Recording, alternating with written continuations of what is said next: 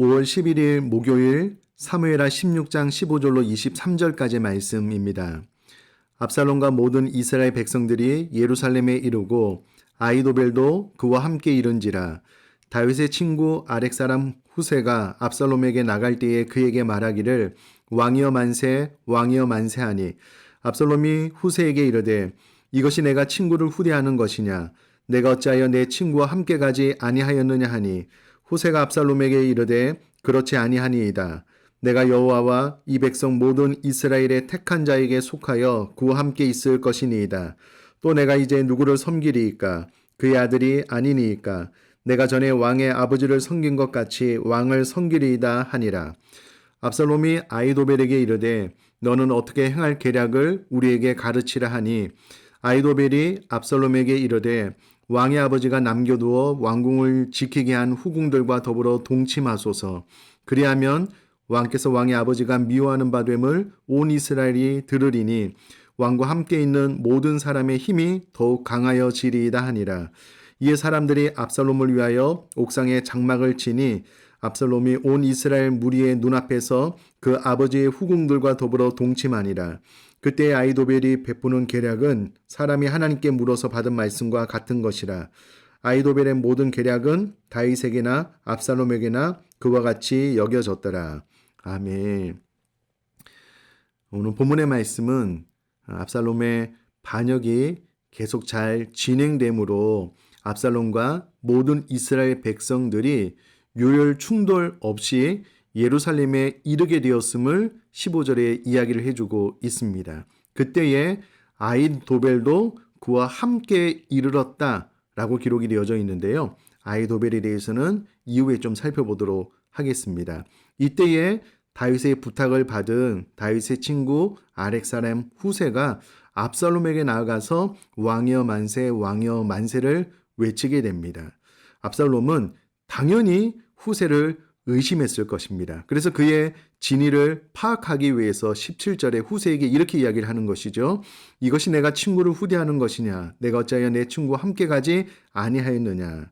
후세도 당연히 의심받을 것을 예상했을 것입니다. 그래서 천연덕스럽게 이렇게 대답을 합니다. 그렇지 아니합니다. 내가 여호와와 이 백성 모든 이스라엘의 택한 자에게 속하여 그와 함께 있을 것이고, 이제 내가 전에 왕의 아버지를 섬긴 것 같이 왕을 섬기겠습니다 라고 대답을 합니다. 다행스러운 것은 압살롬이 잠깐 의심을 하기는 했지만 후세의 말을 듣고 속아 넘어가서 그를 받아들이게 됩니다. 왜 이렇게 쉽게 넘어갔을까라고 생각을 해보면 그 배후에 하나님의 일하심이 있기 때문에 가능한 일이었다라고 생각을 해볼 수가 있는 대목입니다.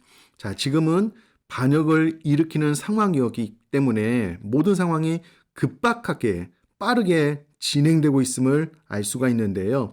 이후에 20절에 압살롬이 바로 아히도벨에게 너는 어떻게 행할 계략을 우리에게 가르치라, 우리에게 지혜를 베풀라 라고 요청을 하게 됩니다. 이때에 아히도벨은 오늘과 내일 본문에서 두 가지 계획을 내놓게 되는데, 첫 번째, 당장 최우선순위 급하게 해야 될 것은 왕권 강화입니다. 그리고 난 이후에 다윗을 잡아 죽여야 됩니다. 왕권을 강화하기 위해서 어떤 일을 하라라고 그의 계략, 모책을 내냐면 왕의 후궁들이 남아있는데 그 후궁들과 더불어서 동침하십시오. 그러면 온 이스라엘이 이 소식을 듣게 되고 왕과 함께 있는 모든 사람의 힘이 더욱 강하여지게 될 것입니다 라고 대답을 합니다. 무슨 말이냐면 압살롬이 아버지 왕의 후궁들과 동침하게 되면 이제는 돌아올 수 없는 강을 건너게 되는 것입니다. 퇴로를 완전히 차단하게 되는 것입니다. 이제는 돌이킬 수 없다라고 백성이 생각하는 순간 반역에 망설임 없이 집중하게 될 것입니다. 반역, 이 한 가지 방향으로만 나아가게 될 것입니다. 그러므로 왕과 함께 있는 모든 사람의 힘이 더욱 강하여질 것이기 때문에 압살롬 왕은 다윗 왕의 후궁들과 더불어 동침하십시오 라고 계략을 말하게 됩니다. 22절에 이 압살롬이 옥상에 장막을 치고 후궁들과 동침했다라고 기록이 되어져 있는데요. 이 일은 하나님의 징계의 말씀 그대로 이루어진 것임을 알 수가 있습니다. 그러니까 사람이 자기 길을 계획을 해도 결국은 그 모든 길은 하나님께서 뜻하신 대로 예언하신 대로 이루어진다는 것을 22절을 통해서 볼 수가 있습니다. 저는 오늘 이 본문의 말씀을 통해서 아이도벨에게 좀 집중을 해보고 묵상을 했는데요. 아이도벨은 어떤 사람이었을까라고 질문을 던져보면 23절에 그때 아이도벨이 베푸는 계략은 사람이 하나님께 물어서 받은 말씀과 같은 것이라 라는 구조를 통해서 그는 정말 탁월한 지략가, 모사꾼이었다. 거의 신적인 권위를 가진 탁월한 자였다라는 것을 알 수가 있습니다. 그런데 그의 능력과 그의 성품은 달랐던 것 같습니다. 일단 15절에 압살롬의 반역에 동참하게 된 것은 그가 보기에 정세를 잘 살펴서 형세가 압살롬에게 기울자 다윗을 즉시로 배반하고 압살롬을 도와서 압살롬의 왕권을 강화시키는 일에 동참하게 됩니다. 한마디로 이야기를 하자면 기회주의자였죠.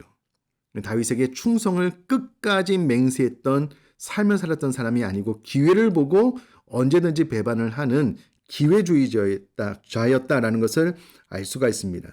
뿐만이 아니라 어떻게 왕의 후궁들과 동침할 것을 그가 섬겼던 왕의 아들 압살롬에게 이와 같은 의견을 제시할 수 있겠습니까? 이것은 목적을 이루기 위해서는 수단과 방법을 가리지 않았던 아이도벨의 성품을 볼 수가 있습니다. 그러니까 목적을 이루기 위해서는 왕의 후궁들과 그의 아들이 잠자리를 같이 해야 됩니다. 수단과 방법을 가리지 않았던 사람임을 알 수가 있습니다.